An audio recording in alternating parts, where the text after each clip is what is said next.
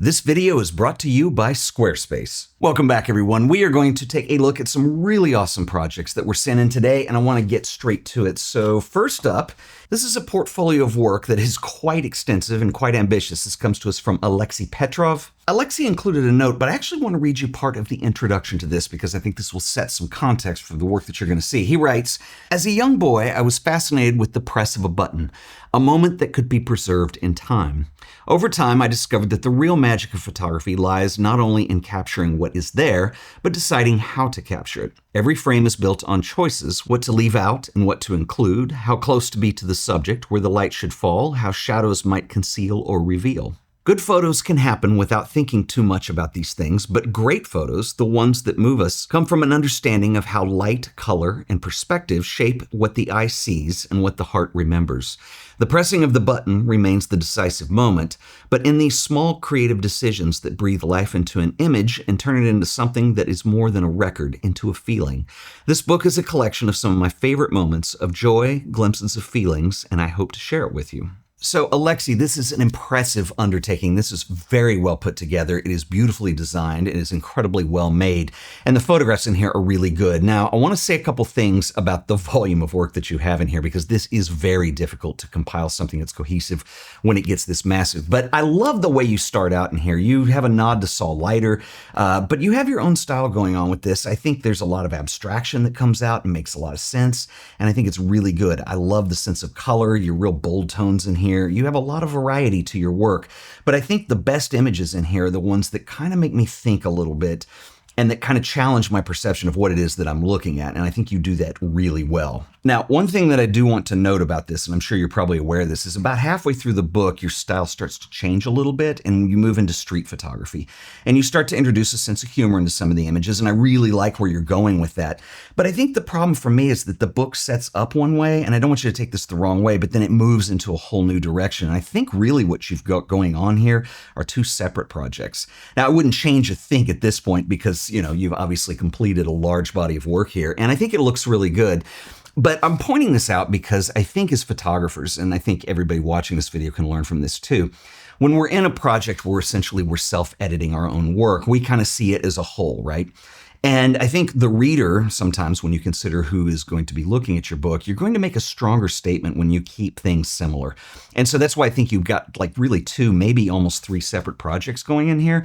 I really love the work. I love what you're doing. As I said, you should be very proud of this. This is an impressive array of work that goes in here, and I think you've done an awesome job. But that would be my only suggestion to you, and I think it's something that you can take with you moving forward to your next project and the one after that, is keep things streamlined, keep them simple. Focus on making a single artistic statement with your images and let it conclude. And then you can change topics for the next book or the next project that comes out. But other than that, man, this is awesome. You've done a great job. If you guys are interested in this, I will link up Alexei's work below. So thank you for sharing, my man. One of the things that makes it difficult with this style of video, where people send stuff in and they want my comments and my remarks, is that, I'd love to just give everybody positive feedback all the time, but I think the best stuff is when I can be constructive, and I do worry that I'm going to insult somebody in that. And I think Alexei's work is actually an interesting take on that, because it's really good, but it's like how you're telling the story. It's like what you're putting forth.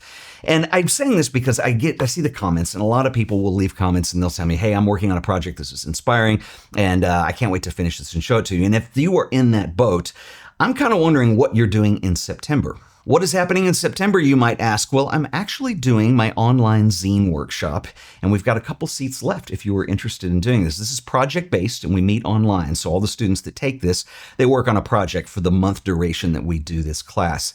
And so the way it works is we meet as a large group once a week. And then week 3, we break down into small groups. And what's really cool about this is I can give you direct feedback on your project, and we can check it for clarity. We can see that it's moving forward, the design, the layout, the pacing, the spreads, how all that is working together. And you get great feedback from a couple of your peers too. And this is my favorite part of the class because everybody's work is so inspiring. We're actually in week 3 right now for our current zine workshop, and I absolutely love it. So if you were interested in this, I will leave the details in the description below this video, and I hope to see you there. Without further ado, let's get to some more submissions. Okay, so next up is this wonderful little zine that comes to us from Andrea Bianchi. This is called Materani. Andrea enclosed a little note, which I will share with you. He writes, "Dear Ted, I have been following your channel for years, and ever since you started showing zines and books you received in the mail, a whole new world has opened up for me, and I decided that I absolutely want to be part of that and create my own zine. This zine is about my relationship with my city, Matera. This is a very old and beautiful city in the heart of the underdeveloped south of Italy. Unfortunately, though, the beauty alone is not enough, and every year hundreds of young people leave the city to work or study in northern Italy or abroad.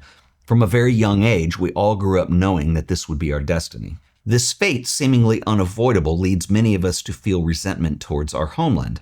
We blame it for being unable to give us what we need. Then we leave, and farther away, we are more to miss it. And the very same reasons we resented it, the slowness, the silence, the backwardness, become the reasons we long to return, the calm, the quiet, and the simplicity. Then COVID came, and with the spread of remote work, which gave me and many of my friends the opportunity to work without having to leave our land. Now, little by little, we are rebuilding our ties, connecting with our old school friend groups, and thinking about how to help our city grow so that no one is ever forced to leave again unless they want to. Through all of this, my zine is a way of apologizing to my home, of asking for forgiveness for all the times I have blamed and criticized it. I needed to make this zine to heal that wound, and now I feel so much lighter. Thanks for the continuous inspiration that you give me through your channel. Hope to see you in Matera. All the best, Andrea." So Andrea, this is beautifully done. And before I get into the work and talking about your zine a little bit, I want to talk about your concept. And this is really fascinating to me because all the time I've done mail time, post-pandemic, every other letter always mentions that something happened during that time that forced them to think about their work differently or move in a new direction or look at something differently. And I think yours is highly unusual because you took a situation, and I understand this. I mean, people who live in small towns, generally speaking, they leave for opportunity reasons. And then they have this mixed feeling about coming back. And I really love how that's what you decided to express with this. It's really impressive to me, and I think you've done an outstanding job with it. Now, comes with that, and you show a lot of this in here, is when you show the old town, you look at architecture, you look at shapes, you look at the way light behaves. And I think you really give me a sense of a place that I have not been to that make me genuinely curious to actually go there. This is really that beautiful. And I think you've done a really successful job on that. The only thing that I would recommend to you, and again, I wouldn't change anything in here because I think this represents a certain chapter and a certain closure for you. But with layout, a lot of times you're using texture as backgrounds and stuff. Be very careful with this because you start putting more information on the page, it detracts from your photographs. And your photographs really are beautiful. So I want you to protect that. That being said, I think you've done a fantastic job with this, and I really like the layout. I love what you've done. I love the fact that you've also brought in some of the landscape naturally into the architecture. Really nicely done, my man. I will link up to Andrea's work below. You guys should check him out. Thank you for sending. Outstanding work coming in today. I wanted to share a couple more things with you. I've got somebody who sent me some prints as well as this wonderful book. But real quick, I want to give a shout out to our sponsor this week, who are the always awesome folks over at Squarespace. How easy is it to build an amazing website in a matter of minutes?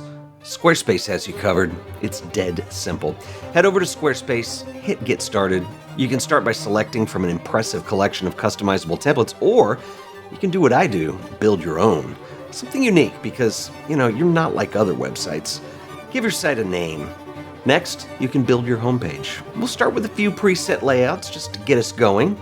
Want to sell products like books or prints? Well, you can feature those on your homepage. Create a few more sections if you want. Let's also give it a color palette. There's a whole bunch to choose from, and just get us started. We can change this all later. Next, let's select the typography choices. Welcome to your website. Everything is set up and it's all ready for you to customize. Squarespace is built on Fluid Engine, the next generation of website design.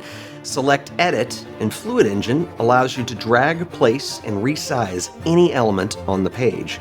You can snap these to a grid, you can make them float on top of one another, you can freeform however you like.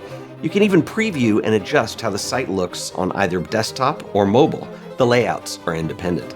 Of course, you'll want a portfolio for your work. Creating an image gallery is as easy as dropping a folder of images on your web browser. Once uploaded, you can drag to resort, customize the look, and Squarespace writes all of the code for you. Everything just works and it looks fabulous.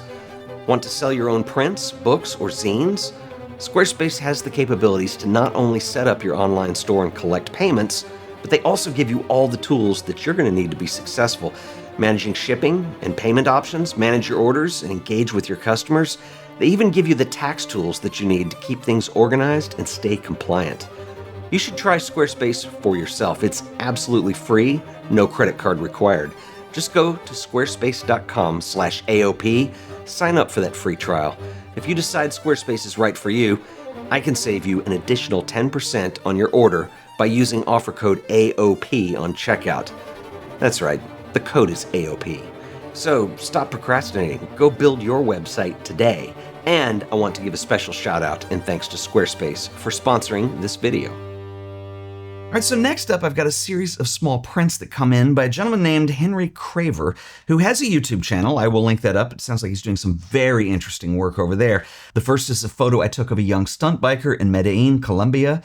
The second is one from my time working as a freelance photojournalist in Mexico. And finally, the third is a photo I took at another wedding back in 2021. I hope you enjoyed the prints. Keep up the great work. It's really inspiring. Henry, thank you for sending these. My man, I'm going to make one recommendation to you. I would love to see you put these together into something that is more like a zine or a book. Why not? I think this is great work. It's outstanding. I'll link up to your YouTube channel and man, really appreciate it. Thank you. All right, so next up, we have this beautiful book that comes to us from Christian Holzknecht. This is called In Ewiger Liebe. He also sent me a note which says this book is titled In Eternal Love, Wisdom from the Central Cemetery.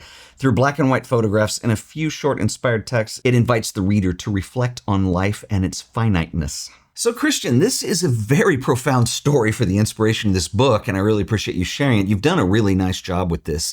The cemetery has a very moody vibe to it, and I think you've certainly encapsulated that with your black and white images. One thing that I want to point out that I love that you're doing in here, and I really kind of want to see more of it, it's reflected in the cover shot where you've got the flower inside of this light fixture. But a lot of times you're shooting the cemetery and we have kind of landscapes of the cemetery, or we've got portraits of the stone figures that align the graves in here. But you break from that occasionally and you provide us these detail shots that almost get abstract. Here's another one of a tree. It's not detail, it's a landscape. But they give us a break from the stuff that we're looking at. And I actually want to see more of this because it really challenges me what I'm looking at times. And I really think it fits what's essentially a very meta concept that you've got here of interpretation of life and the idea of it being finite. There's Buddhist references that I didn't actually read to the audience that are in here. But this is a really curious project, and I think there's room where you could even explore more of it. And man, I just want to encourage you to keep going. I will link up to Christian's book below, and you guys should check him out. So I really appreciate you sharing this with me. It's quite awesome. Good work today, everyone.